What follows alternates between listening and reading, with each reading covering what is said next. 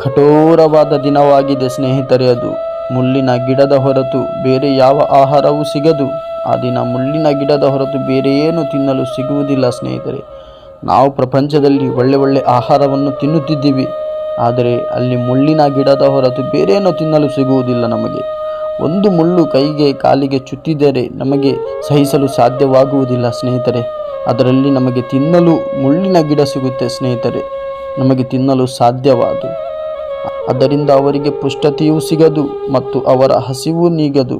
ಪುಷ್ಟತೆ ಅಂದರೆ ನಾವು ಏನೆಲ್ಲ ವಸ್ತು ಪ್ರಪಂಚದಲ್ಲಿ ತಿನ್ನುತ್ತಿದ್ದೀವೋ ಅದು ನಮಗೆ ಬಲವನ್ನು ಕೊಡುತ್ತಿತ್ತು, ಅದು ನಮಗೆ ಆರೋಗ್ಯವನ್ನು ಕೊಡುತ್ತಿತ್ತು, ಶಕ್ತಿಯನ್ನು ಕೊಡುತ್ತಿತ್ತು. ಇವಾಗ ನೋಡಿ ಸ್ನೇಹಿತರೆ, ಈ ಮುಳ್ಳಿನ ಮರ ತಿಂದರೆ ನಮಗೆ ಯಾವ ಥರದ ಪುಷ್ಟತೆಯೂ ನಮಗೆ ಸಿಗುವುದಿಲ್ಲ. ಹೇಗೆ ಸಿಗಲು ಸಾಧ್ಯ ಸ್ನೇಹಿತರೆ ಹೇಳಿ?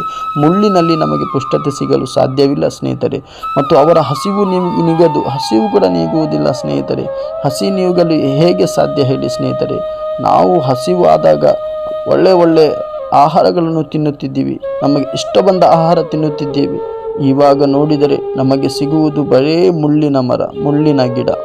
ಇದರಿಂದ ನಮ್ಮ ಹಸಿವು ನೀಗದು, ನಮಗೆ ಪುಷ್ಟತೆಯೂ ಸಿಗದು ಸ್ನೇಹಿತರೆ. ಆದ್ದರಿಂದ ತಮ್ಮ ದೇವನನ್ನು ಕಂಡುಹಿಡಿಯಬೇಕು ಸ್ನೇಹಿತರೆ.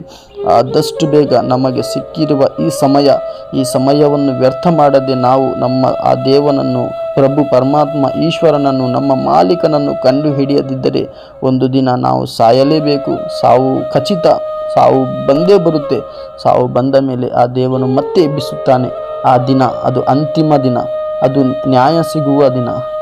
ಯಾರೆಲ್ಲ ಅಕ್ರಮಕ್ಕೆ ಒಳಗಾಗಿದ್ದರು, ಯಾರೆಲ್ಲ ಕಷ್ಟಕ್ಕೆ ಒಳಗಾಗಿದ್ದರು ಅವರಿಗೆ ನ್ಯಾಯ ಸಿಗುವ ದಿನ. ಅದೇ ಥರ ಯಾರೆಲ್ಲ ಕ್ರೂರತನ ಮಾಡಿದ್ದರು, ಯಾರೆಲ್ಲ ಅಕ್ರಮವೆಸಗಿದ್ದರು, ಯಾರೆಲ್ಲ ದೇವನನ್ನು ಕಂಡುಹಿಡಿಯಲಿಲ್ಲ, ತನ್ನ ಮಾಲೀಕನನ್ನು ಕಂಡುಹಿಡಿಯದೆ ಇತರ ನಮ್ಮ ದೇವರು ಎಂದು ಆರಾಧಿಸುತ್ತಿದ್ದರು, ಅವರನ್ನು ಶಿಕ್ಷೆಗೆ ಒಳಪಡಿಸುವ ದಿನವಾಗಿದೆ ಸ್ನೇಹಿತರೆ.